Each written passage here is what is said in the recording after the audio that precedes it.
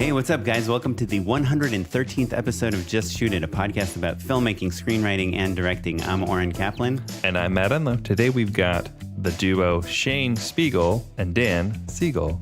They both started as producers and then quickly became a writer, producer, and a director-producer. And now they're working together. They've got a brand new show called Junk Drawer Magical Adventures. It's a TV show on Universal Kids TV show. But what I had the most fun talking to them about is actually a bunch of prank shows that they did before they did this show. And it's pretty fascinating. And it kind of made Matt and me get really excited about prank shows, which usually we are not that excited about. Yeah, it's funny. I feel like there's a period in every digital director's life where they end up shooting a lot more pranks than they were planning on. Talking with these guys, like they have a really interesting take on what makes a good prank and how to shoot them, and made Oren and I both like kind of a little jealous, a little nostalgic of the good old prank days. We dig in on that, and then we also talk about taking a web series, a kid's web series, and turning it into a TV show, and all of the crazy adventures that they have on making a giant series like they did. Yeah, it's a really fun conversation. But before we get into talking to them, Matt, what have you been working on lately?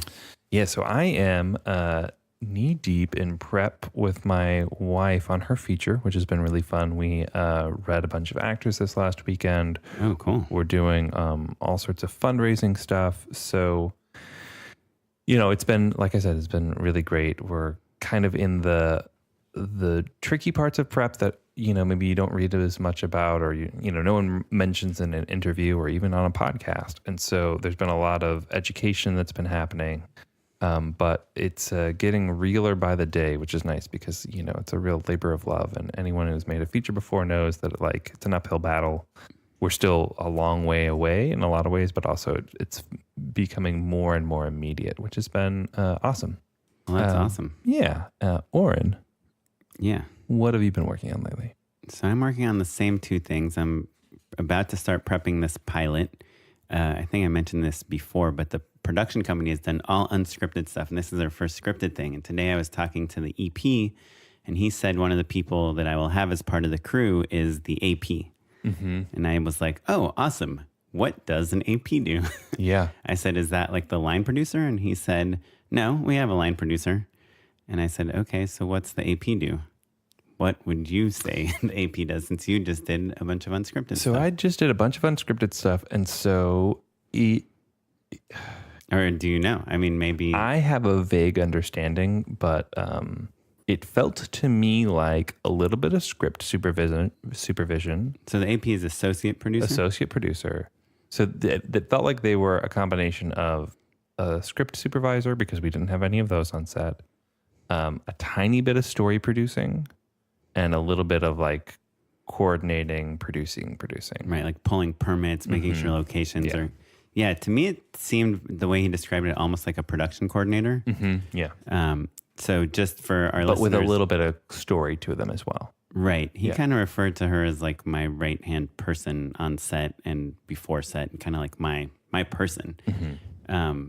So, yeah, I guess it's funny because he had like so many camera people and like one gaffer budgeted. And I was like, okay, we don't need 3 cameras and 3 ACs and all these digital people. It's a scripted show. And a big part of the show has the actors talking to camera, which automatically means you can't shoot 3 cameras at once, or else 2 of the shots are useless.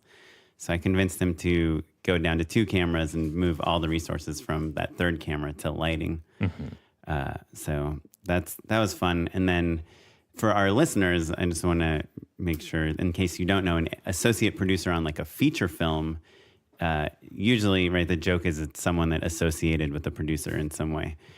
So it's like someone that got you that band to give their song to your indie film, or they got that actor to read your script. It's a very different type of credit than it is on TV. It tends to be a more important credit in TV than in film. Yeah, it's the difference between like a special thanks and real work. Right. Yeah, so I'm really excited about this show. It's starting to kind of ramp up and become more of a reality than it was a week ago. That's exciting, man. Cool. Before we talk to Dan and Shane, We wanted to just remind you guys that we have a Patreon. Patreon page is something that lets us have our listeners help support us. If you're interested in doing that, you can give a few cents per episode, and it just helps us put on more events, pay our editors and producer, and just provide a few more resources for the show. So if you are interested in checking it out, go to patreon.com/justshootitpod. And we've already had a few patrons, and it's super exciting. So thanks, guys. Thanks, everyone. Now let's hop into our conversation with Dan Siegel and Shane Spiegel. We're here with Dan and Shane. Thanks, guys. Siegel and Spiegel. That's right. Do you guys ever go by that? I mean, yeah, we have. It's at like the top of our pitches is our names. You guys sound like an old-fashioned songwriting duo. Do you know what I mean? Like you're wearing cardigan sweaters and you're going to pitch Walt Disney on. We do get it. Like when we've pitched, we've gotten like, oh, are you guys related? And then Dan will very deadpan say like, that's not how names work. Yeah, Siegel and Spiegel, not the same name. Yeah. But we do get that joke like in every pitch. Sure. I feel like you guys should own it, is what I'm saying. We really should. Like wouldn't it be incredible if you had t-shirts or like buttons and then people make the joke and then you open your button up and it says Siegel and Spiegel? No. I would be 100% down. I feel like I'm down. I feel like what's weird is that we've already like done gags like that where we've like made our own t-shirts just for events. I guess it's we went and saw The Greatest Showman recently, and we made these t-shirts that said Hugh Jackman, and it just had like a picture of Hugh Jackman's face, and we wore that to like an opening night screening of The Greatest Showman. Where do you guys make your shirts? 1 Hour Tea and Eagle Rock. Yeah, our costumer. Are you serious? Ortiz like told us about it. So you go there and you get a t-shirt in an hour? Yeah, and they're like pretty down for like a random joke. They're like they're into it. Wait, and how much does that cost? It's like $20? Yeah, no more than $20 a shirt, something like that. Like enough where you can do a stupid joke. Yeah. Sure, and it's not a big deal. Yeah. Jokes for upper middle class people. Yeah, there you go. Or $20 is not a big deal. Cool. That's awesome. Well, so you guys are a writing, directing duo, or have you always been a duo? Or tell us a little bit about what you do and where you come from. So on this show, we wrote the show together with a few other. There's a room, but we on the show that you guys are doing now. Yeah, for Universal. For Universal Kids. The show, it's called Junk Drawer Magical Adventures, and it's basically a spin-off of a web series that we did for DreamWorks TV, which is like DreamWorks Digital, their YouTube channel. So it's an expansion of that web series. TV show is called Junk Drawer Magical Adventures, and yeah, basically Shane is our director, along with our buddy Justin Rager, who's co-directing with Shane, and then I'm one of the writers along with Shane and Justin, and then I'm also like a creative producer on the show. Yeah, and on all of our projects for DreamWorks over the past like 2-ish years, I think, that's kind of been the situation. Like Dan and I will pitch the concept and come up with the idea. We'll go write it together. Dan will take a good amount of the lead on the writing, and then when we get on set, he's now a creative producer, and then I'm directing with a co-director. Sounds like a great job. That sounds awesome, you guys. Yeah, no, for me it's really fun because like I don't really like directing, but I enjoy. He likes the director's chair. Yes, he likes like sitting behind monitor and giving notes. Wait, can we dive into that real quick? Why don't you like directing? I've been fortunate to have opportunities to direct in the past, and I think that to direct is a lot of pressure, and I think that when you're a director, you really need to have like a certain singular vision and know exactly what you want to get. And I feel like I'm more of like a creative, collaborative person. I don't necessarily. I can be indecisive to a fault that I don't think is good for a director.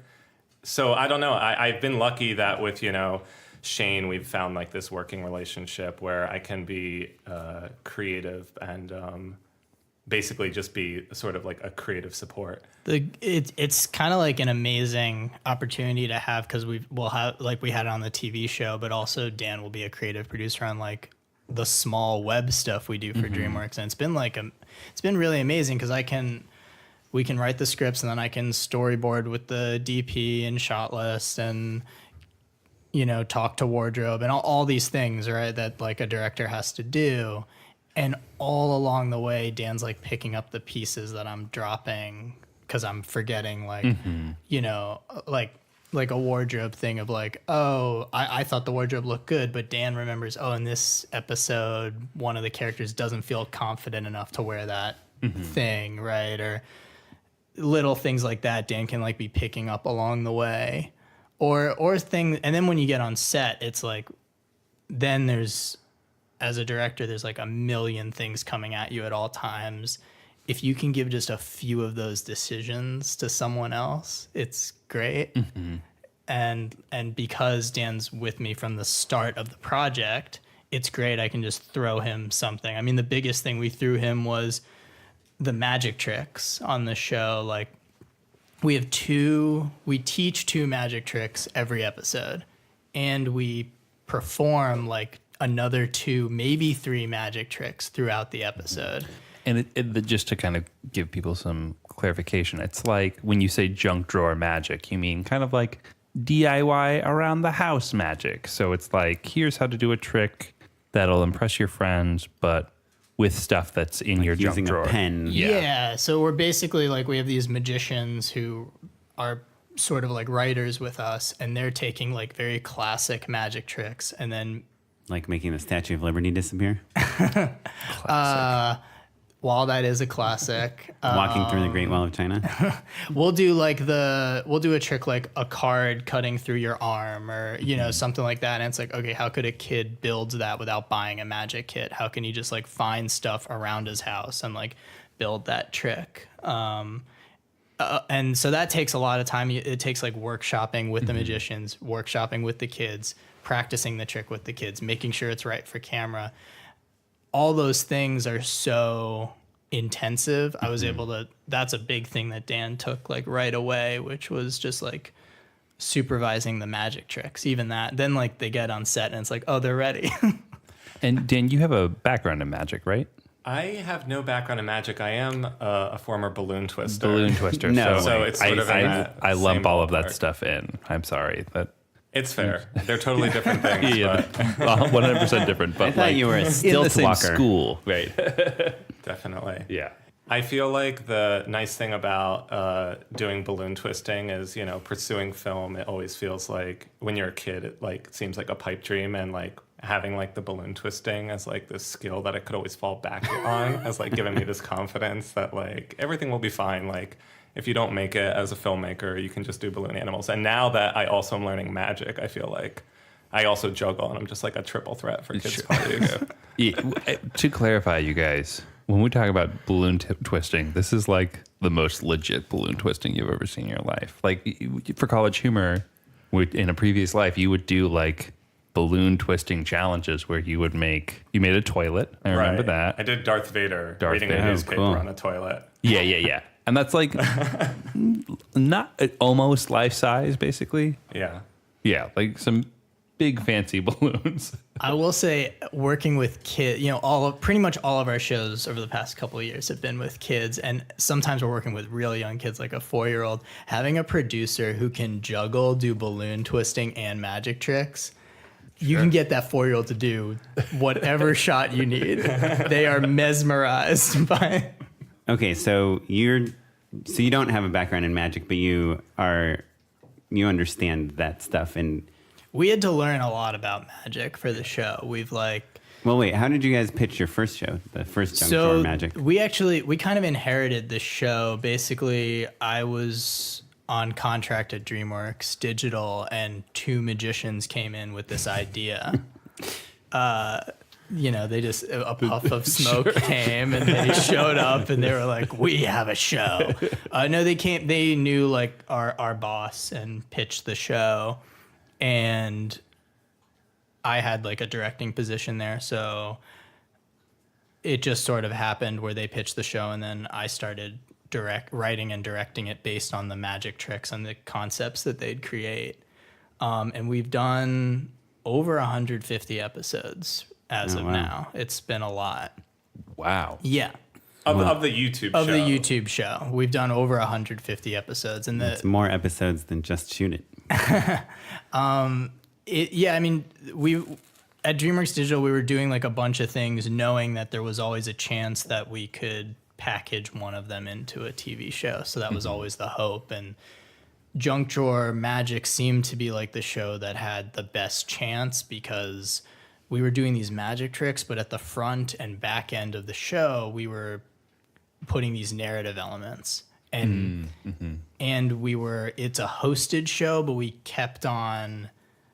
we treated them like characters and like the types of characters they are. We have these two kids, Walker and Akira. Akira loves blood magic. She loves stuff dangerous. She loves more like sorcery type stuff. Walker he's squeamish. He likes more the corny joke, the corny magic tricks, the like thumb removal stuff, you know? So it just seemed like you could pitch that as a show. And we always had like the TV pitch in our back pocket whenever the opportunity was ready. And was Dan on the DreamWorks show? He came in along late to the show. but yeah, I think like maybe 50 episodes in. So I don't know when, but eventually. So you only have 100 episodes under your belt. Yeah, something like that. What's been cool though is like we have gotten to work with Akira and Walker over like many years. So coming into the TV show with like two leads who we already had like this great working relationship was a really cool thing. And they built a really natural chemistry together too from so much work. Yeah, we started when they were 12, and by the time we shot, they were 14. Yeah. And it's great, like, a lot of the kids we've worked with, they're, like, between 9 and 12, and then as they grow up, you then have, like, the best shorthand you could have. Sure. They don't know how to, like, do long division, but... How do you, cast... how do you find good kids? It's really hard, but... A lot of it's just watching tons of stuff, and hopefully you see one. And then obviously we do casting breakdowns and stuff. But I mean, the thing is, you're like casting.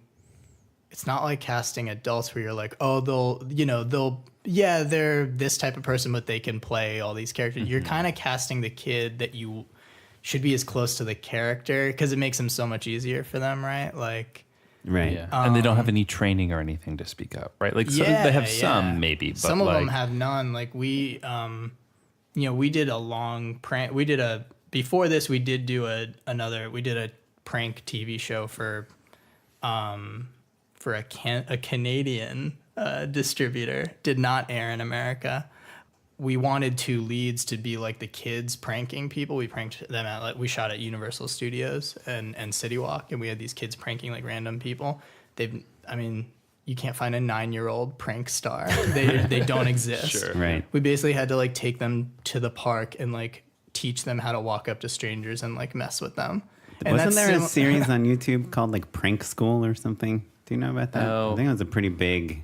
Was there maybe a lawsuit? I feel like anytime there's a YouTube prank series, it ends with a Yeah, with like the social services coming in. Or like, you can't just launch your kids off the roof, dude. We've gotten away with some pretty insane things. And the first show that Shane and I did together was called I Pranked My Parents. And then it was like packaged for that Canadian network you were mentioning, Shane. So the very first thing that I got to do working for Shane was just like writing these pranks that would shoot at Universal City Walk. And I think like the very first one I pitched, the idea was that it was like one of those carnival booths where you like take a ball and you try to like throw it through the hole. And we had our actress Izzy Newman get like a like this prosthetic bump on her head, and then she was hanging out behind the carnival booth. So kids would throw the ball, and then you would just hear this little girl go, "Ow!" and she would like come out from behind it and be like, "Why'd you just throw this ball at my head?" And like kids were like freaking out. And the joke was like, she'd be like, "All right, give me $20, and I won't call the cops." Yeah. And I mean, we've had another prank where one of our kids was like running through City Walk with like a sledgehammer and a straitjacket. Or he was going up to people saying he was practicing a magic trick while wearing a straitjacket and asked people to take off his straitjacket, and no one wanted to take off the straitjacket. And then after they did, he would run away saying, "I'm free," and then a nurse would come up asking where her patient was that he had like escaped, and that's like right when they like stopped believing the prank. But then he would come out with like a sledgehammer chasing a few kids and like trying to swing at people. yeah, I watched the video on YouTube and just don't know how we were allowed to do that. Like how Yeah, that sounds But not crazy. a real sledgehammer. No, No. it was a fake sled. Yeah, it was like it looked very real, but it was, I guess, foam or something like that. Yeah. Wait, and it was all hidden camera? Yeah. And how do you get away with that? Do you just blur everyone's faces? Are there signs that say by entering this area? Yeah, we had.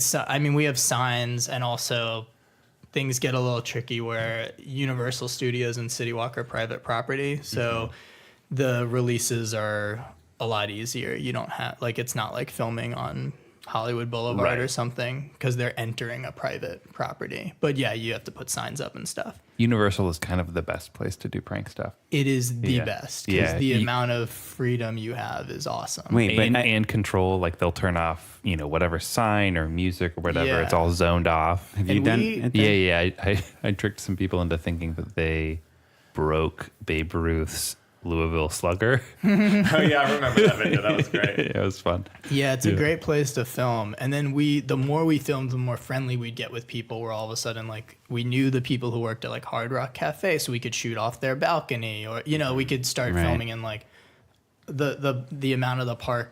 The park would open up the more we filmed there. They'd get like more comfortable with us. Employees like knew the Right. kids and stuff. The first few times we did, we had the cops called on us like a lot because they were like intense pranks, and then You sure? the cops stopped showing up because they knew what we were doing. Like, how are you hiding the cameras? There's a lot of balconies at City Walk and in the park.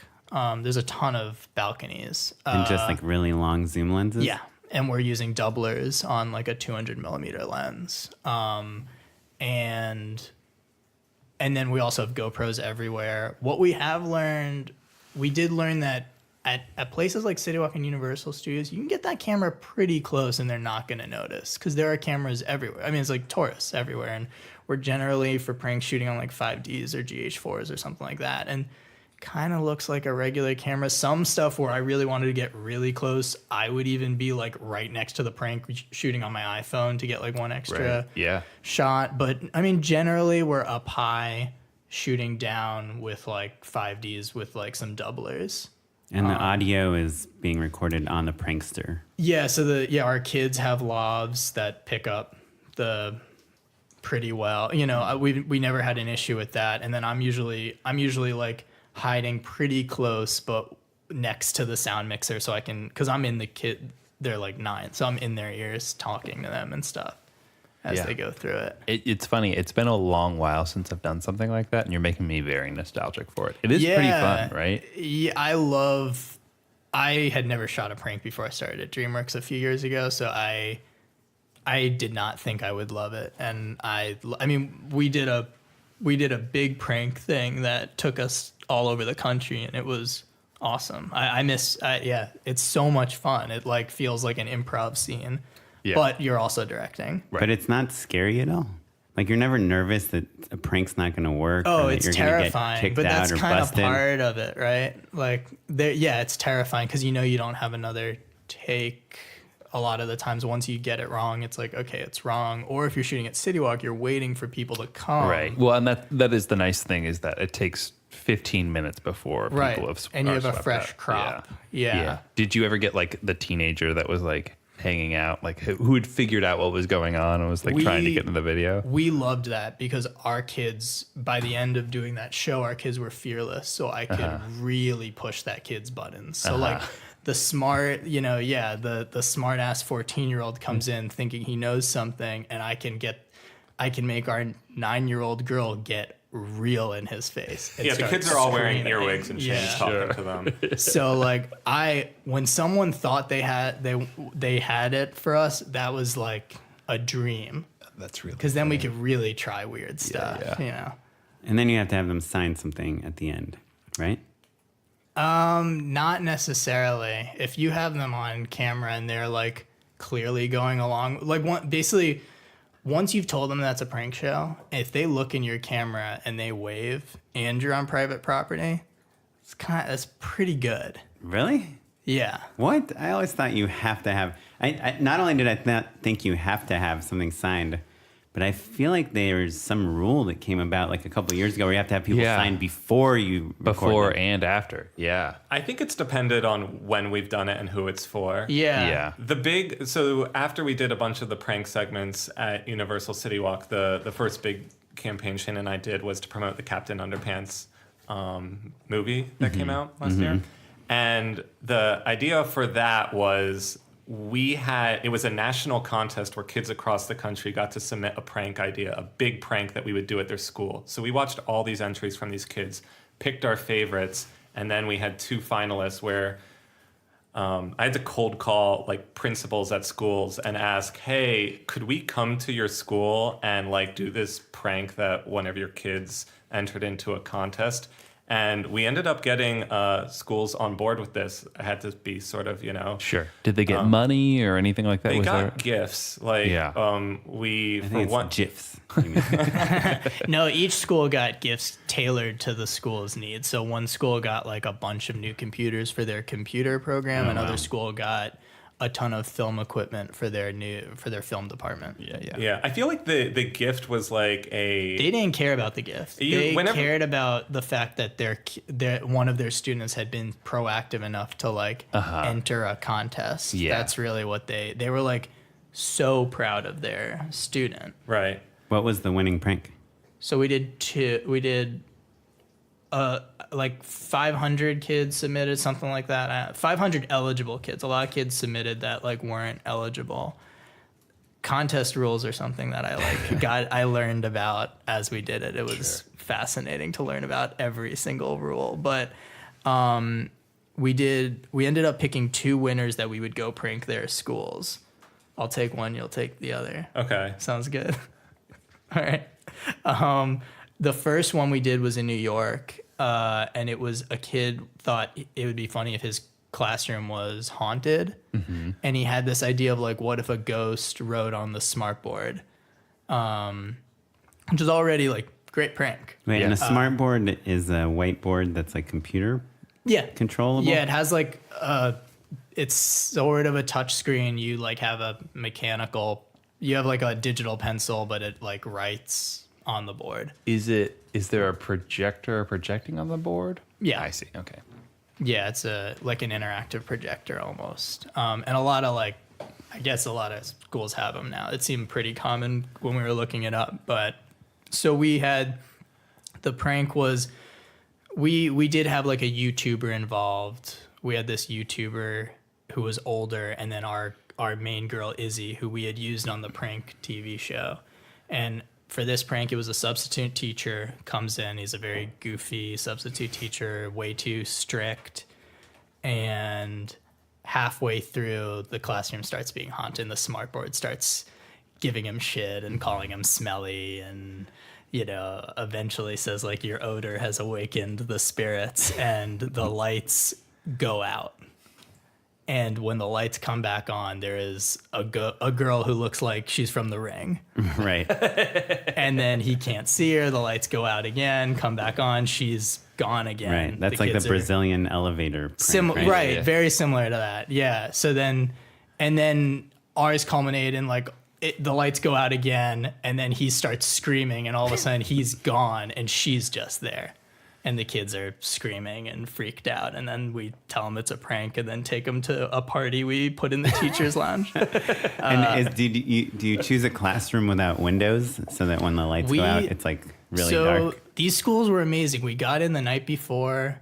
We blacked out all the windows and then put the blinds down. We had like a hidden camera company help us with this one, where they were taking out ceiling panels and putting the cameras wherever. And wow, they gave us access to the breaker box. Yeah, I have never been more nervous than like sitting right by like the principal and superintendent at Video Village as we like turned the lights out on like a classroom of 6th graders, and all the kids screamed, and you could like see the staff like looking at each other like, what are we doing?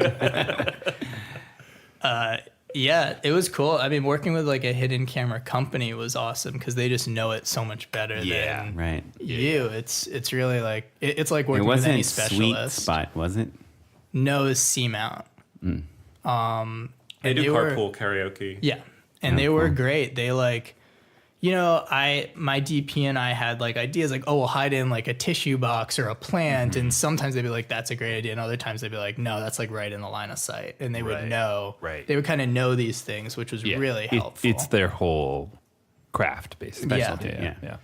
As far as you mentioned releases earlier, one of the biggest production challenges for this was we had to obviously get the principal and superintendent on board to sign the contract for us to come to the school and film, but then we also had to have the principal reach out individually to every child's parent and have them sign a release before the prank happened, and all the parents Before it happened. yeah, so we had like a because classroom now we're of- dealing with kids, so it's different.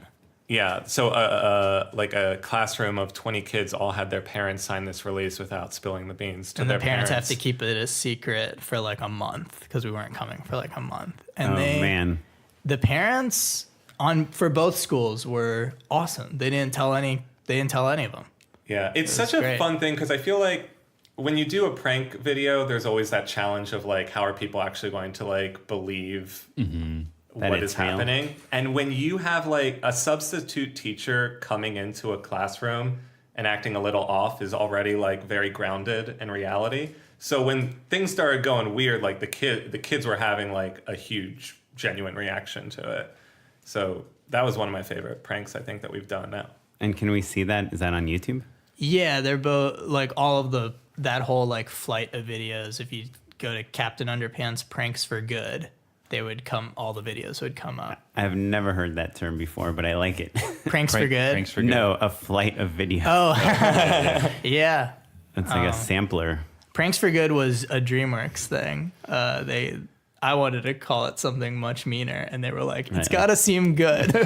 Yeah, I was like, because, a prank is Scholastic was like a not good. co-producer Yeah. of the movie, so we had to like right. convince Scholastic that A lot of Right. that would be was okay. like, a prank is like a little bit mean. That's just like what it is. Right. Yeah, you're tricking people into believing something. That's not true. not and you're true. laughing at them. Yeah, and our pranks typically are like, have like a scary element or like, the other one had like a semi-mean element, I think, and So what was the other one?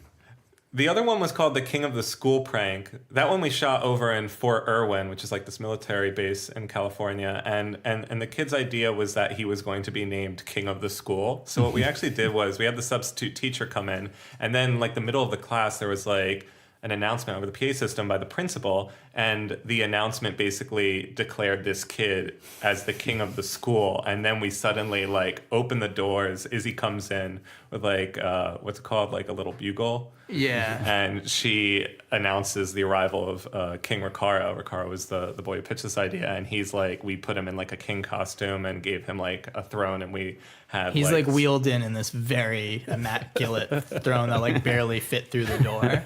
Yeah, and he like starts declaring things like there will be no more homework, and of course like the substitute teacher is freaking out, and the kids like lost their minds. It was like Lord of the Flies in that classroom. Yeah. They all just started throwing papers in the air. Yeah, Are you serious? Yeah, our girl our prankster Izzy, we gave her these 3-foot pair. Wait, what's her job? She was like the royal squire. So she was like saying all the stuff for the kid. Because like Right. he's just like a regular 8-year-old. He's And terrified. she's your person on the inside too. You can like tell her to do things, Yeah, like turn this yeah. person around, or Oh, totally. Yeah.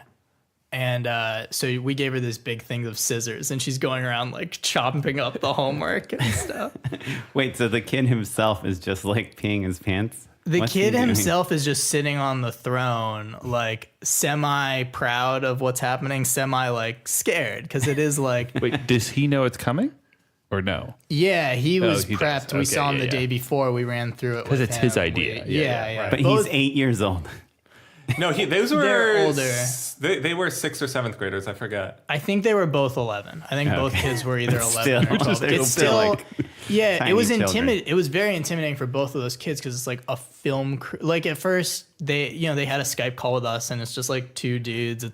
Doesn't seem that intimidating. And then like the film crew shows up, and like all this gear and we're miking them, you know, and it's like, and the prank's gonna happen now, and they know like it could mess up, you know. So both of those kids said nothing during the prank because they're terrified. Right. And you're never nervous yourself, or like if you are nervous, you probably like you're trying to hide it from the pranksters, right? Yeah, I mean, I get pretty nervous when those pranks specifically, because there was no do-over. There's no backup. Right. Yeah, it's not like they weren't like plants or anything. They're actual kids, and it's not like we're gonna get the kids to fake reactions or anything. They're not gonna do it for us. You never would come out and be like, all right, everybody, we're gonna do a quick pass where you all So we went in, turn your heads and look at this. So what we did was, after we got the prank, it was successful. We then did pickups of like of the pranksters. The kids we focused it all on them, and then we did some pickups on like jokes and lines that the pranksters had. Great. Yeah. But sense. other than that, our boss at our department has a very artistic view of prank. She comes from like a prank background and has produced bigger prank shows, and she feels like pranks is like an art form that shouldn't be like, you know, she never wants a fake reaction or anything like that, which I scoffed at first, and then getting to do it, I'm like, I've drank the Kool-Aid on it. I feel like, I don't know, you've done prank stuff, I've done prank stuff, and it's always, you know, some person at like Break Media, then now non-existent Break Media, being like, yeah, we'll just hire some actors and we'll just have them like be shocked. Like, what's the big deal?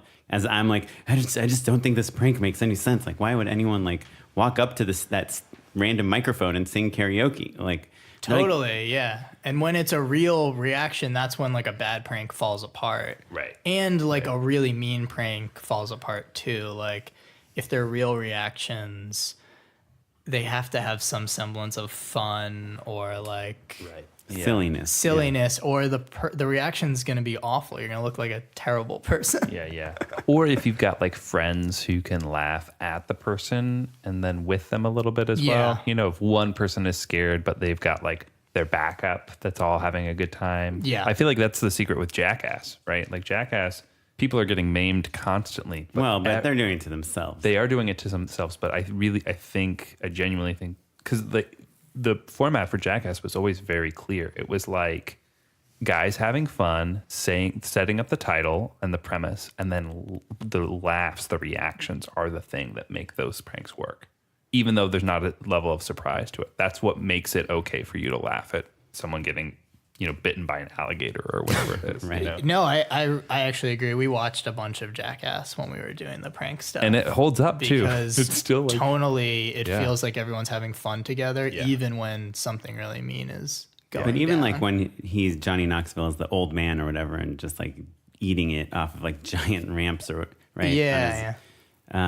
Like he's hurting himself. He's not like hurting other people. Sure. And that's something we found with pranks too, is like, if we can make the joke about like if the pranksters being the one ridiculed, that's why we had the substitute teacher. So we could put like the substitute teacher who is also a prankster as the subject of ridicule. And so like the joke isn't on the kids ever. Right. They're watching this unfold. Yeah. Was it hard casting like a really smelly substitute teacher? Well, that both times the sub was our YouTube star to generate. Wait, who was the... It was this guy, Jay Stu. Oh, okay. Who's got like a YouTube channel, and he was, you know, our view generator in brand speak. But most of the actual prank was put on our girl who had like been doing pranks with us for a couple of years now. Right. I never thought that I would want to do prank videos, because a lot of times when I've watched prank videos online, I just feel like they are mean-spirited. But there is something about like a kid pulling off the prank that just makes it more charming. Especially King of the School, right? Like, It's like your dream. Yeah. That's like a prank every kid would have. Yeah, like, I mean, pitched. a lot of times we, you know, and Dan writes most of the pranks. I don't, but a lot of times we're thinking about like what would we have wanted to do as kids, like swindle money from adults. Yeah, like that's, it's the Home Alone factor, basically. Yeah, like we did a prank about like trying to convince adults to help sneak you into an R-rated movie at City Walk. Like it was just like things like, oh, what is like something that like as a kid you'd want to do if you had like Right. all the reasons, if you knew you wouldn't get in trouble, Right. what's something you would do to random adults? But right. the like beauty buy me cigarettes, booze, drugs. A lot of that. We did one that was like a girl outside of Starbucks and said that Starbucks cut her off and she wanted people to go buy her coffee, and she was like wearing a business suit. And then people would go in and get like a hot coffee and bring it out to her, and I played like her older brother, and I like came up and I normally don't like acting in them, but we usually have such low budgets that we just have to put ourselves in them. So I had to like come up as an actor and like tell the Mark, like, hey, did you give my little sister like a coffee? Like, it's really bad for her. You shouldn't have done that.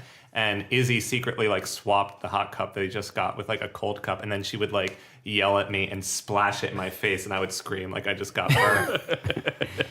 Yeah, that's awesome. That's her favorite. very That's her fun. favorite prank, by the way.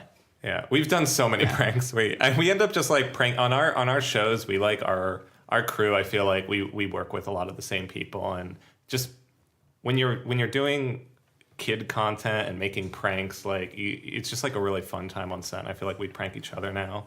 Yeah, And I will say the thing about this Captain Underpants prank thing that like leads to the show is it was a big budget for a branded thing. It was a bigger budget than we'd been offered before at DreamWorks, and the goal was like, okay, because we both come from a line producing background. If we can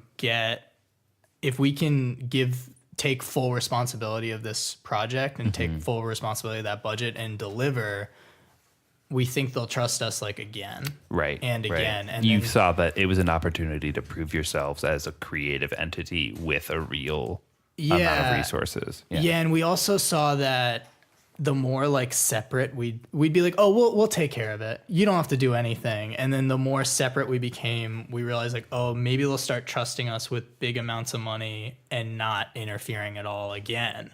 And that kind of happened we did that project in early 2017.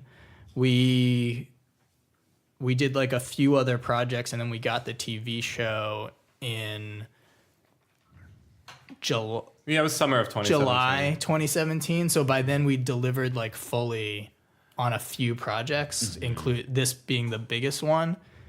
And so by the time the TV show came, it was basically like they were like, here, this is the budget we're all agreeing to. Go shoot it, and we'll see you in 8 months when you're done. Yeah. And it was rock and roll, guys. that was the big thing about that thing, where we were putting all this pressure on ourselves because we were like, they have to trust us to like to the T, because we know something's coming eventually where we're gonna want to like just like say, okay, give us the money and we'll come back. Yeah.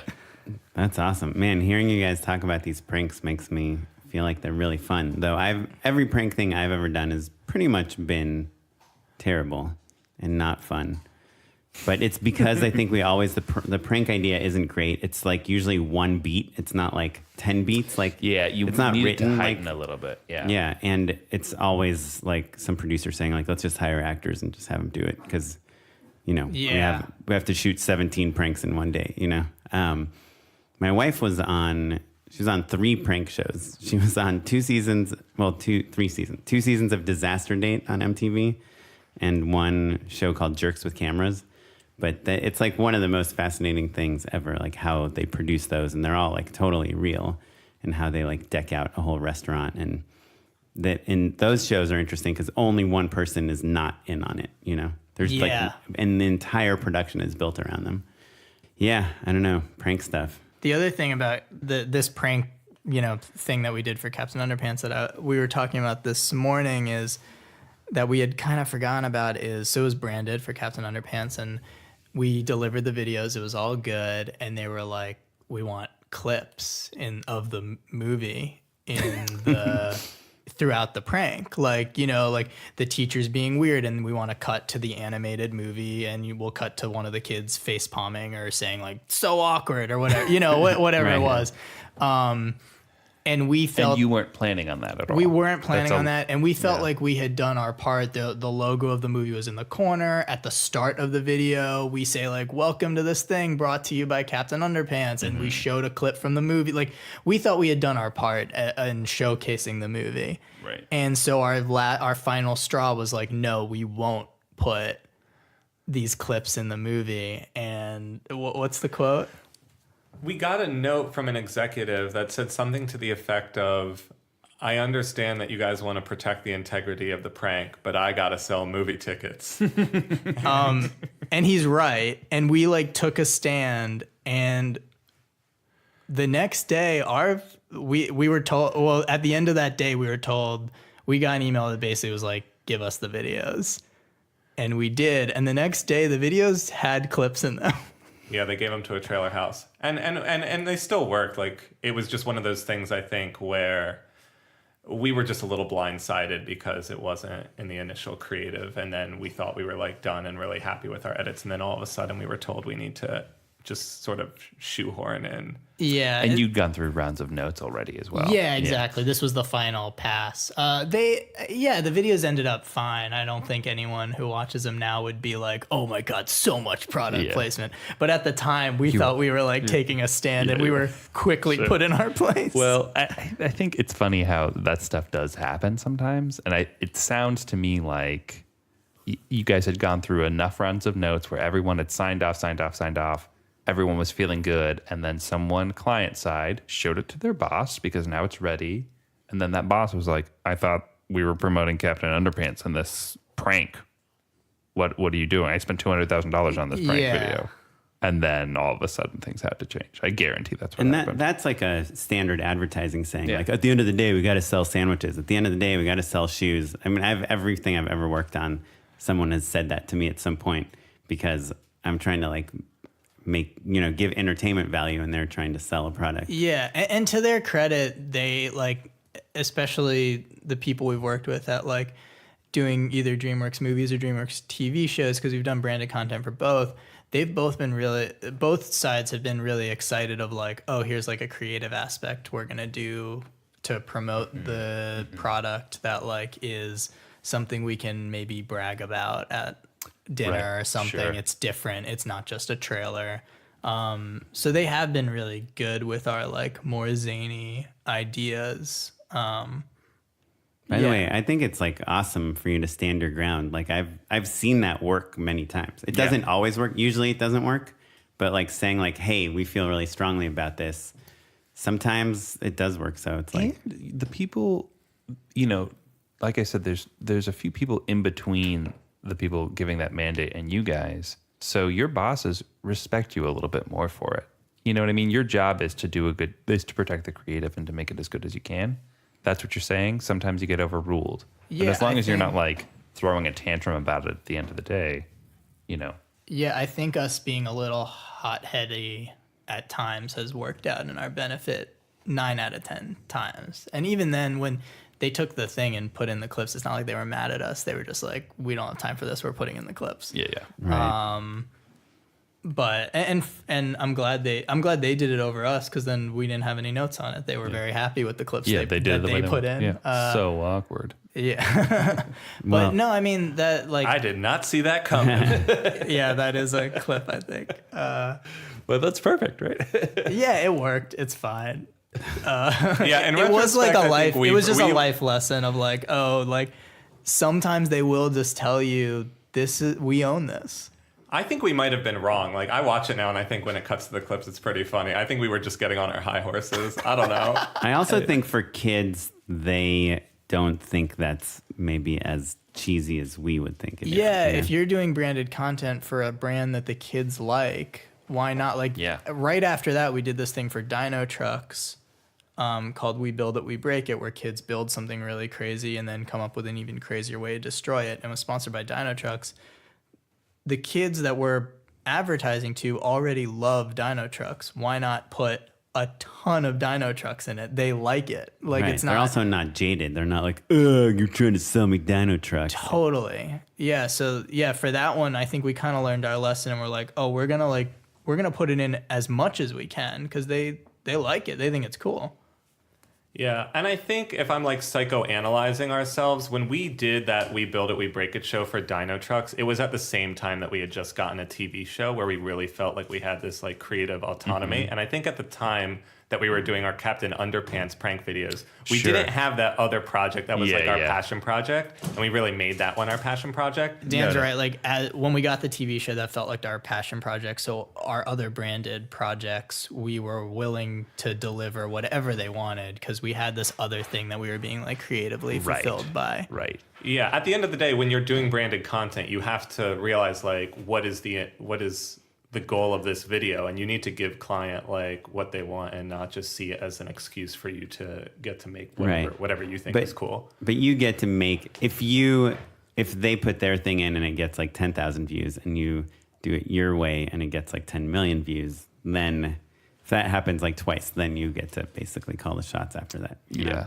That's true. We've been lucky where the past few branded things have done really well. So we've been able to like kind of go you sell yourself as experts kind of in the space. Yeah, because I think that is really the thing you're fighting. Is it's like there's a difference. It's not like you think you're an artiste necessarily. It's more like, people won't like it if you do it this way too many times, you know? Yeah, because there's nothing worse than making a brand video that people don't like. Yeah, like which is like most branded. It's pretty brutal. It's hard because you didn't feel good making it, and now people are telling you they didn't like it. You're like, I know, I didn't like it when we made it. I knew better. I tried to stop them. There's nothing worse than the feeling of looking at an old video you did and seeing that they had to turn the comments off on the YouTube video. Man, right? The nicest. That is brutal. Yeah. Well, we haven't even talked about your show. And I feel like we must know like how you got a full-time, like when I worked with Shane before, you were a producer who had a full-time job in an advertising agency. It was not that long ago, like 4 years ago. Yeah. And Dan worked at College Humor producing stuff Matt had directed. Yeah, a couple things. You were full-time. Yeah, you were one of two teams. I think I spent like 4 years at College Humor, and I started as like production intern. Then I was like a payroll accountant. Then I became a production coordinator, moved out to LA from New York when they shut down production in New York, and we're doing it out here. And then I was like a producer out here for all of 2016. And I think I produced like 70 sketches in 1 year. It was just a crazy. We met in 2016 then? Yeah, Shane and I met through College Humor. We were all part of that circle, and that essentially led to us working together at DreamWorks TV down the road. And that was when you told me you remember our first conversation. I want to hear it. Well, I think like the first time, Shane is like the most laid back guy, and I think I was producing a show where I needed to rent a house, and you know, when you're doing like the digital shorts for College Humor, you have a very tight budget. And so what's like a tight budget? Like $1,000? I mean, it varied. Like at times I would be doing something for like $10,000 perhaps, but you have to rent a house for like $500. Exactly. In fact, I think I remember I called Shane and asked if we could like rent his apartment for $600, and he was like, yeah, whatever, like come on over. And it was just so great, and I was so excited that the director was happy with the look of the apartment, and we were going to be all set. And then I found out like they were cracking down legal about like how you actually have to have the owner of the building sign the location agreement. And since Shane was just a renter, not the owner, I had to call Shane and be like, hey man, like I got to cancel the shoot because you like don't own the place. And Shane was just like, all right, whatever, man. I had probably forgotten about it. But I was pretty bummed because, you know, when you are doing like an ambitious video for, you know, 10 grand, like every line item counts.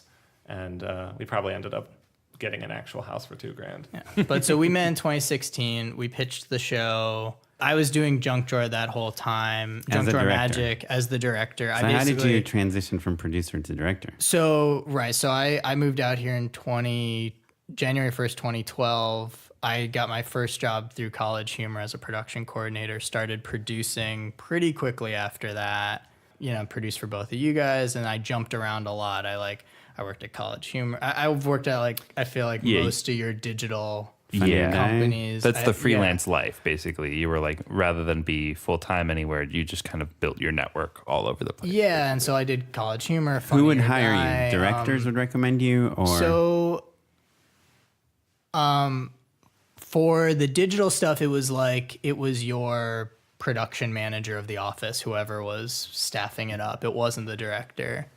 And then I went and did a bunch of features because I also wanted to like produce features and stuff. And that was usually either the executive producer, or if I was like a UPM, it was the producer. And a bunch is like 10 of features. Yeah. I did 5. Okay. And the whole reason of like, I always wanted to direct, but I was like fresh out of school and I wanted to just be around directors. And Fresh out of film school? Yeah, fresh. I went to Florida State. The best way for me to be around directors, I thought, was to be a producer, because I noticed like producers get to sit next to the directors all day. Yeah. And it's like Either producer or boom up, I've found. It's another way to be like right in the middle of the action. Boom ups do know what's going on in a way that's always fascinating. Yeah. Dolly grips are pretty. Or they pretty good, comedically have no idea. Yeah. So I produced up until, and I was like directing stuff on the side, through like your own thing? Yeah, like sketch comedy or like stuff with like a bunch of UCB kids or something like that, just on my own. And luckily, and writing too.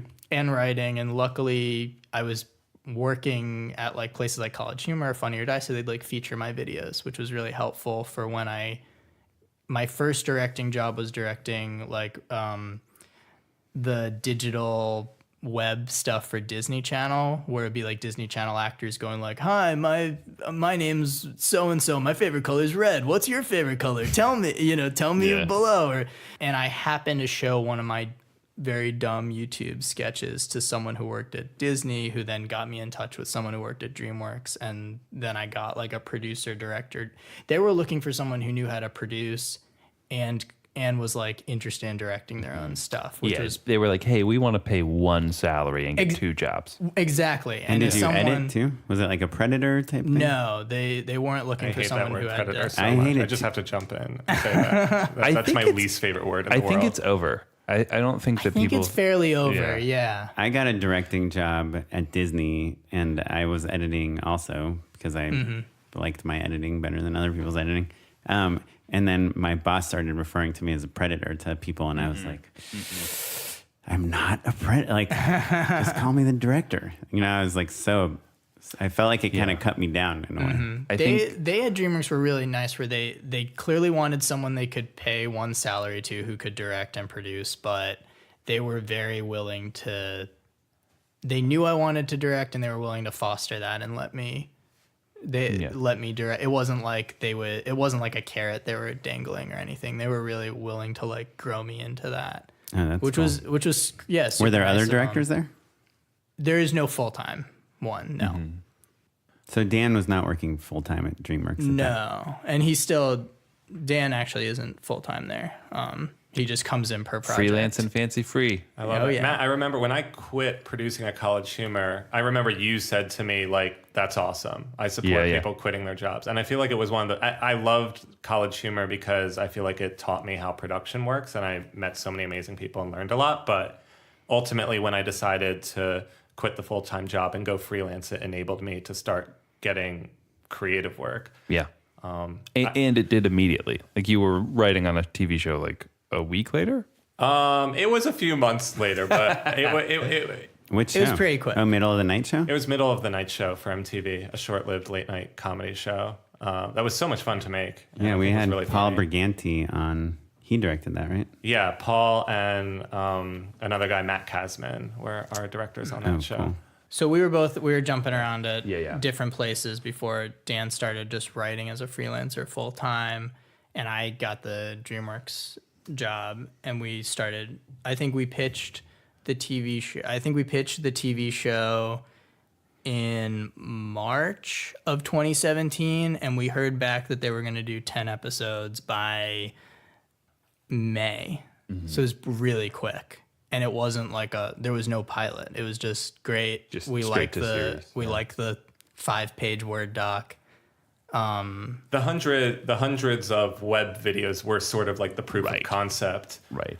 but we saw it as an opportunity to not just do DIY, but to basically write like a kids sitcom and then sort of figure out how to fit the DIY tutorials into the show. So it's sort of half kids sitcom, half magic DIY tutorial show. Yeah, it's a weird show where it's a full sitcom, and then one time in Act 1 and one time in Act 3, our characters literally turn to camera and start teaching you how to build a magic trick that they did previously in the episode.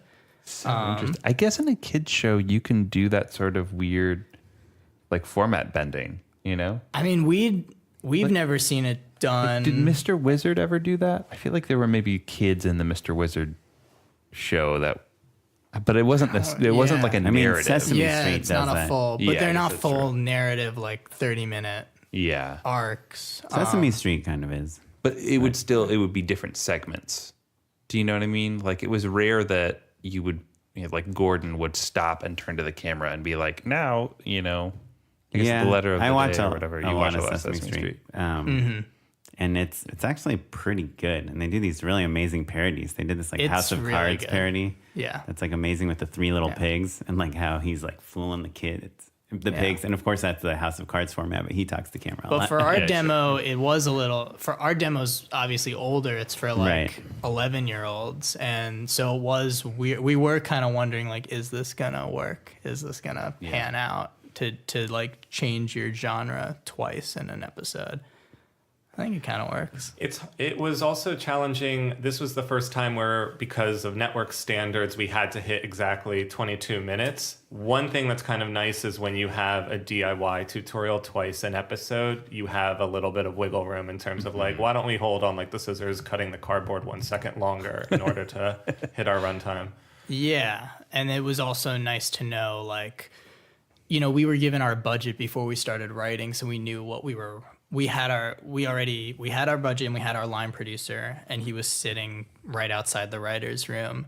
So he was constantly hearing our pitches or just getting drafts of the scripts. And, if we knew an episode was going to be a bigger budget, maybe that DIY section's a little bit longer so that you can account for like, okay, there's less pages in this episode. So, Interesting. How important is it for your episodes to all be roughly around the same budget, or do you just get one number for the whole season and you can kind of our mess with budget it? was so small that they were able to give us just one number for like, it was basically like making an indie feature. And you get to choose, this episode will be the cheap one and this one will be the expensive one. Yeah, we had exactly. We had some more. We had an episode. Our pilot episode has multiple ghosts in it, and that was VFX heavy. Or we had an episode where 2 of our characters are turned into cards, and that's like puppeting and roto and animation and all that stuff. And then as opposed to like the arcade episode, which I think you guys saw, that's like a cheaper episode. They like go to an arcade.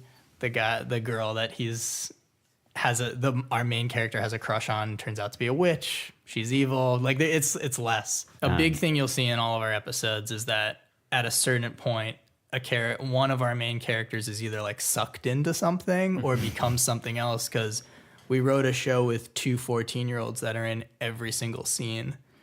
And very quickly we brought our first AD in, and we had 22 days. We shot the whole thing in 22 days. Did you block shoot? Yeah. And our first AD was like, this is impossible. Because of all the school. Yeah, we shot during the school year. So How many hours does a 14-year-old need 3 hours of schooling. per day? I think we had them on set for like 9.5 hours a day, and then you take out 3 hours for school. You take out their lunch break. They also need certain rest, and it was not a So lot you get of time. 6 hours of shooting? Something day? like that. And did you have money for stand-ins? Are you having like somebody come and block and all of that stuff? No. Yeah. We didn't have any stand-ins or anything like that. I mean, a big thing was just being, having shot designed it so specifically, especially because we're block shooting. But you can just feed him like Cheez-Its and like nerds and stuff, right? You don't have to like spend a lot of money on food. That's what For the savings, because they're kids. There's a lot of Lunchable. they're credit. 14-year-olds who live in LA. Their diets are pretty Like kale and quinoa, please. yeah, they're I mean really they're not like your average. They definitely ate healthier than I eat now. Right. But yeah, I mean they were luckily enough they're like again, I've known them for 2 years. Their first acting, I gave them one of their first acting gigs. So it was like, not only did I have a shorthand with them, but also this is like a big deal for them. So they took it so seriously. They're not like, it's not like they've had multiple TV shows before. Right. So like when we showed up to set on day one, they had all 200 pages memorized. They were not, they knew it all. And so we could block shoot and I could run through. We were never waiting on them. We could run through pages and pages because they knew the lines. Mm-hmm. They picked up I had to compromise on blocking sometimes. Like, with your AD, you get like, okay, here's your big scene for the day. You get to do 20 shots. And then you have to run through now 4 scenes that have like cross coverage because you just wasted all the interesting stuff on that one scene. And to their credit, they're not just like memorizing these lines, but they're very quickly learning magic tricks. Like we have dozens of magic tricks performed on the show. And when you're filming a magic trick, like you cannot show any of the gimmick. So I think the magic tricks were probably like the hardest in terms of coverage to make sure. Sometimes like you don't want to cut away either, right? Exactly. Yeah, and you can't phone it in. It has to be in the right spot. It has to be lit right. All of that stuff. Yeah, and that's now we're putting it in a narrative setting. It's Right. not like we're doing it in a reality. Like you put in like Right. Reality, the guy can be like, here, camera guy, zoom in on this and look at this. Exactly. Or the camera guy in a lot of magic shows on the street, the camera guy is an experienced magic shooter, so he can anticipate, he's like about to flash something, I'm going to move a little to the right. Right. We're in a narrative setting. The camera can't just start moving to like compensate for the trick. So we're doing the tricks 14 times, to get it right. So it becomes harder than the stunts we had, like as far as time-wise. Yeah. Yeah, I mean, it's not unlike a stunt, except for that just no one's in danger, hopefully, right? Yeah. And who edited the show? So my co-director, Justin, edited about half the episodes, and then we had other editors that we had worked with. And you guys are pretty involved in that, right? Yeah. You guys are the showrunners, Yeah. correct? pretty much, yeah. Yeah. For lack of, is there anyone else who's show running? So we were the co-EPs, and then we had an executive producer who was essentially our showrunner, but she just has more experience, like TV on her resume. Yeah, exactly. Like was she there every day? She was never on set, but she read all of our scripts, gave us the notes, made sure they were tonally there. But as far as she wasn't like writing or anything. But but she has a larger job at DreamWorks and has a lot more responsibilities and other things to go off and do. So she kind of shepherded the project, but you guys did the nuts and bolts of everything. Yeah, exactly. I think there was like a trade-off. Like it was a low budget show, but with the low budget came so much creative freedom. Like I've never heard of people getting to make a TV show where the network is not reading the scripts or reviewing cuts. Like it's a crazy situation. Thing. This is where does it live? This will live on Universal Kids, which is a cable channel. So it's broadcast technically. Yeah, and we did follow like broadcast specs, and we knew the rules going in and all that stuff. And there were people watching us as far as guidelines go and making sure we were like following the rules. Yeah, you weren't setting a kid on fire or anything. Right. Is it available? Will it potentially get to Netflix or one of those streaming services? We don't know. It'll definitely be on like the Universal Kids streaming.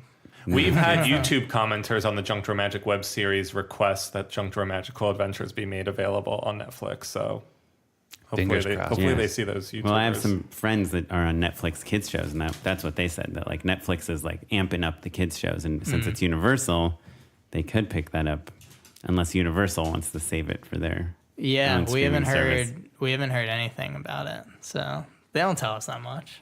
It is really funny when you make these shows, right? And then you never really know like where it's going to end up. Sure. Like I feel like I worked at Disney Digital for a while, and I got to make like this really fun puppet show. And I was like at the mall one day, and I went into a Disney store, and this video I directed was like playing on the the screen that's there. Mine.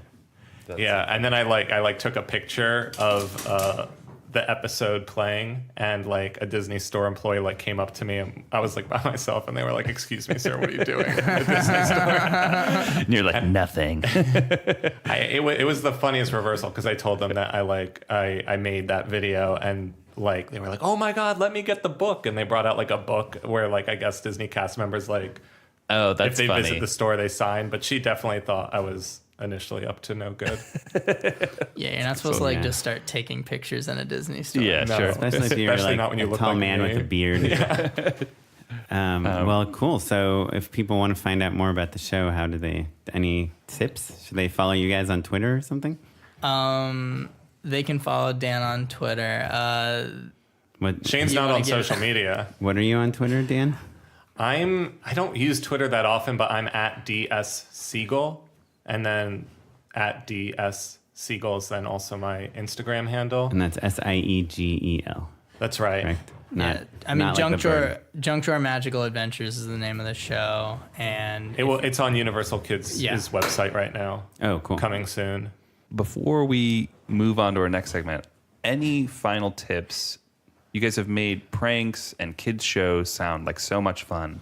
If a listener is like, oh man, this sounds like a great way to break in, is there anything you could give our listeners, like a little tip to dip their toe in that water? Or it can be anything. Like if you, I mean, to be frank, you guys, I don't know when you moved to LA, but you came in 2012. You haven't been here that long. You already have a TV show on the air. It's pretty amazing. Do you guys have any tips for like the young yous about getting to be writers and directors and filmmakers?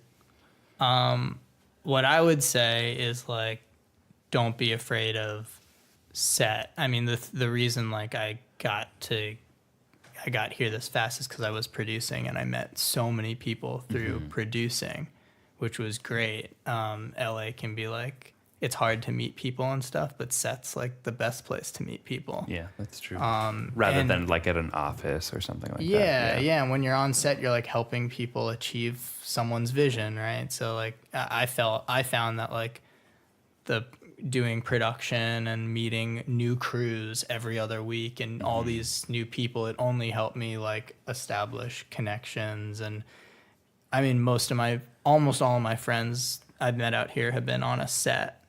So that's my like thing, is getting on as many sets as you can, even if it's low. You know, I wasn't a good PA, so I wouldn't recommend PAing because I don't have anything to say about it. But I think getting on as many sets as possible.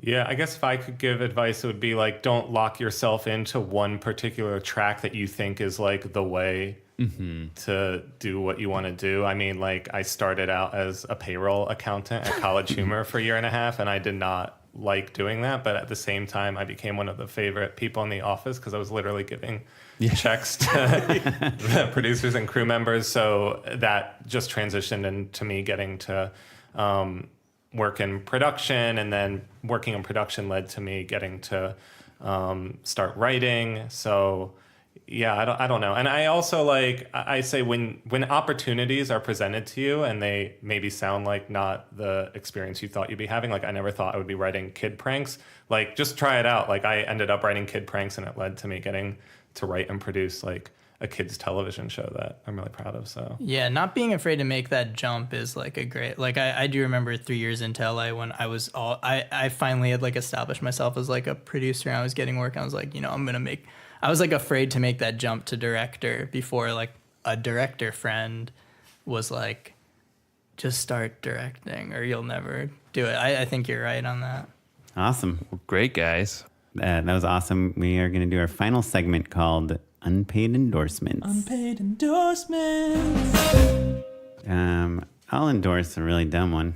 I mean, probably a lot of people, if you need to know about this, you probably know about it already. My favorite thing about these caveats is that your level of expertise and exposure to the thing I'm sure you're about to endorse is so much greater than most people. So when you're like, oh man, I'm sure you've heard about this plugin that everybody's using on After Effects. It's been out for like 2 weeks. Well, You know what I mean? I don't know. In the circles that I traverse online, everyone knows. It's like, have you guys heard of Avengers Infinity War? To me, that's what it sounds like. But Sure. do you guys ever care about middle clicking on your computer? Like in the middle, there's left click and right click, and like on a traditional like PC mouse, there's a middle click. Like the middle click is like the scrolling button, like on the wheel. Sure. Is that Or like it or no? old mice had 3 buttons, but yeah, newer one, I guess like a newer like 2001 Logitech mouse might have that scrolling thing. But I think most of us are like using Apple computers and Magic Mice probably. There's no buttons, but if you click on the left, it's a left click, and on the right, it's a right click. Well, so if you ever do any like 3D graphics or any graphic stuff in general, like the middle click becomes like really useful to have 3 ways to click a mouse, because in 3D space, you're always rotating, you're zooming, and you're like transforming like space. So I just bought this thing called the Better Touch tool today. It like lets you reprogram your whole Magic Mouse. Oh, You can, of course, right, guys? Well, Better touch tool. no, it's I never thought I would want another touch on the mouse. I thought the left and right was good. well, that's I guess where the caveat comes from is that 99% of people don't care about middle clicking, but it does let you do, like if you double tap like the bottom of your mouse or whatever, you'll zoom in. You can just kind of reprogram what the whole interface of your Magic Mouse does. And like for me, one of the apps I use, like when you move your finger on the mouse, it like scrolls like insanely in an insane way that I hate. And so with Better Touch Tool, I can turn off scrolling when I'm in that app automatically. So if you hate your mouse for some reason, check out Better Touch Tool. It'll let you fix everything you hate about it. Your Magic Mouse specifically. It's pretty good, man. You can also reprogram your trackpad on your MacBook. Is there like a middle clicking community? Like it sounds like people band I bet there's together. a Yeah, subreddit. MCC. Yeah. No, anyone that's ever done 3D graphics is like all about the middle click. And it's one of the reasons people prefer PCs over Macs for 3D stuff. Huh. That's what I got. How about you guys? I guess my unpaid endorsement would be the Greatest Showman, The movie. which is now available on Blu-ray and 4K. It's a movie that I think is so underrated. Are you joking? I'm not joking. So Shane and I saw this 3 times in theaters. And so we did a sing-along. Actually, recently we rented out the Los Feliz 3 cinema.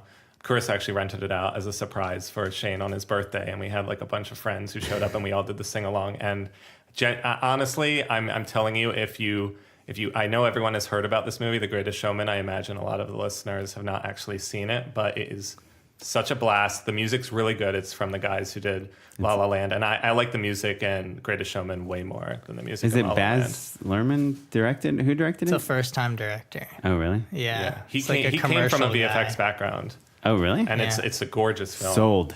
Really cool transitions. It's like, have you ever watched a musical from like the 30s and been like, man, if this came out now, it'd be so weird. It's like if that happened. Like they tried to do like a 1930s musical in 2018.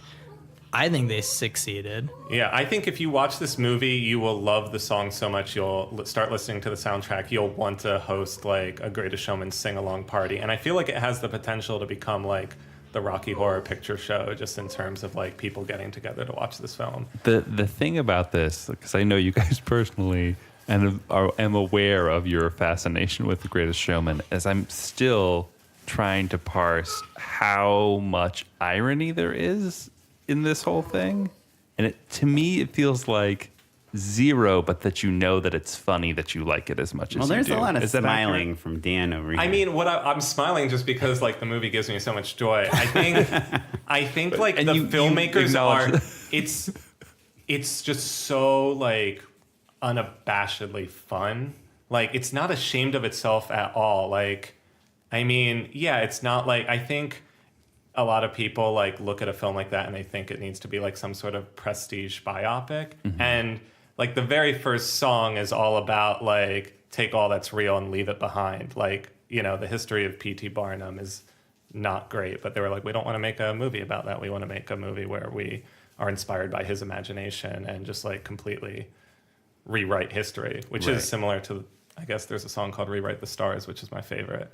I mean, I could go on and on about The Greatest Showman, but yeah, we could talk for another hour about Greatest Showman. I think there is a level of it's a very earnest movie, and it brings out like a very earnest for people who are fans. It brings out this very like this overtly earnest appreciation of it that can seem like a joke.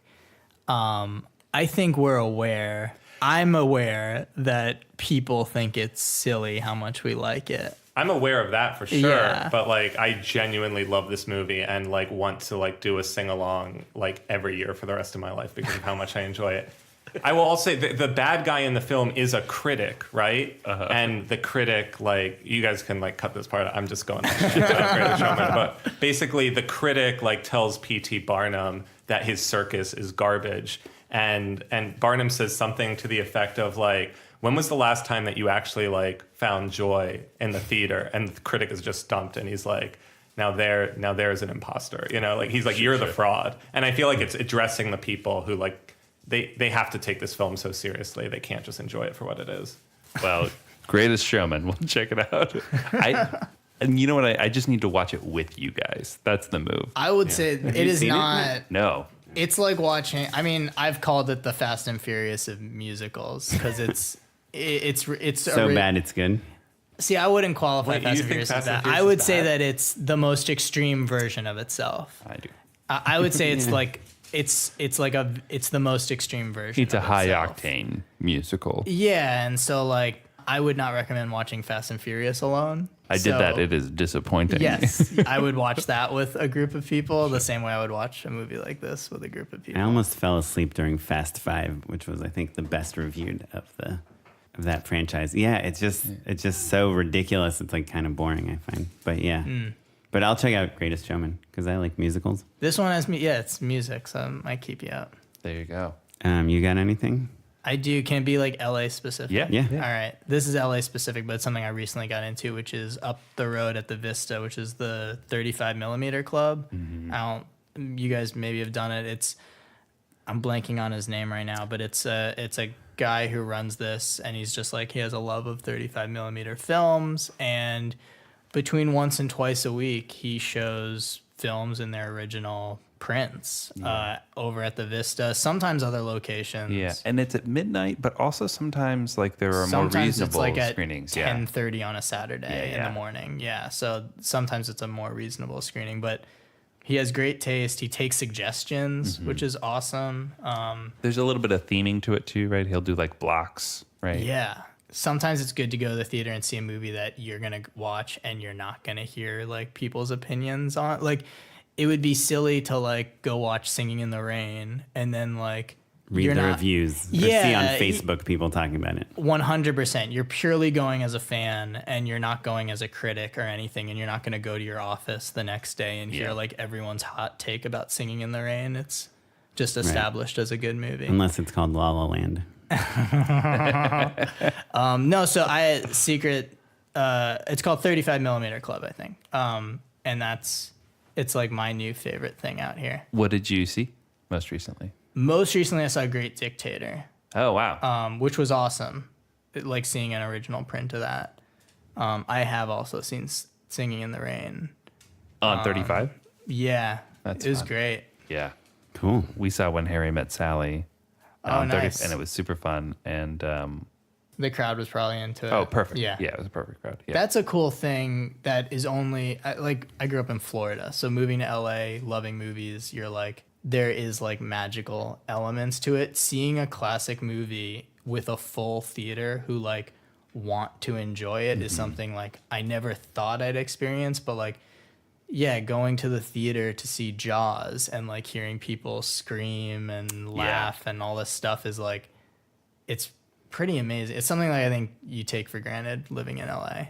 Let me recommend, if you're down for the communal classic movie experience, I've talked about it a bunch, but the Cemetery does the screenings all summer long, but their July 3rd screening is always kind of like a 4th of July. They'll do a 4th of July one as well, but the 3rd tends to be like a little off kilter. They show fireworks, and it's always like a movie that you haven't seen in a while, but you're excited to see again. This year they're doing Thelma and Louise. It's going to be a blast. Oh, nice. Yeah, we got tickets. Did you? Yeah, are you guys going? Yeah. Oh, cool. Cool. We'll see you there.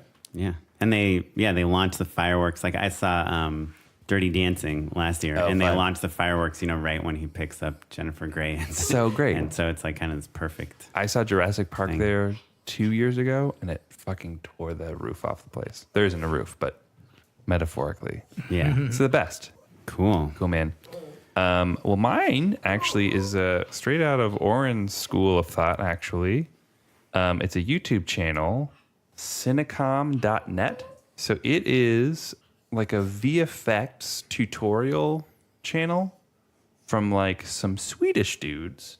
It's all pretty rudimentary. It's mostly, the short answer of like how they like do an effect is like, it's a quick composite. Basically, it's like put a green screen behind this and then shoot a plate. But it's like fills that void of like the way that old Freddie W videos used to kind of just teach you fundamentals on VFX in a way that like is totally tangible. You can totally do it. Most of the effects they do are in Premiere, so it's not even an After Effects situation. And it just kind of helps you remember, like, to unlock that part of your brain a little bit. Like, oh yeah, there are some really simple, straightforward ways to like do these VFX, and then you have ownership over that effect and more complex ones when you're in the field. I feel like so often a producer will be like, well, that's a VFX shot, we can't do that. And I'll be like, no, don't worry, the editor can do this one. I can send him a goofy video on how to do it. If he doesn't know, he does. So cinecom.net. And they're relatively entertaining too. They're like a bunch of, like I said, like young Swedish dudes. Cool. Well, awesome. If you guys want to leave us a comment about the show or ask a question or let us know how you're feeling, leave us an iTunes review. We're Just Shoot It on iTunes, or you can email us, justshootitpod@gmail.com. You can follow us on Instagram, Facebook, everywhere. We'd love to hear from you. Twitter, of course. And on Twitter, I'm at SmiteyPyleg. And I'm at Mr. Matt Unlow. This episode was edited by Christopher Robert Gray. Our site master is Ewan Williams, and this episode was produced by Madeline Rosewat. And the music is from the Free Music Archive and the artist Jahzzar. Check out our Patreon, patreon.com/justshootitpod. Thanks, everyone. Bye-bye. Bye. Now let's hop into our conversation with Dane and Shane. No. With Spiegel and Siegel. With Spiegel and shit. It's a real With tongue. Spiegel and And now let's hop into our conversation with Dan Spiegel and Shane. No, fuck. And now let's hop into our conversation with Dan Siegel and Shane Spiegel. Do me a favor, tighten that up in post, guys. Thank you.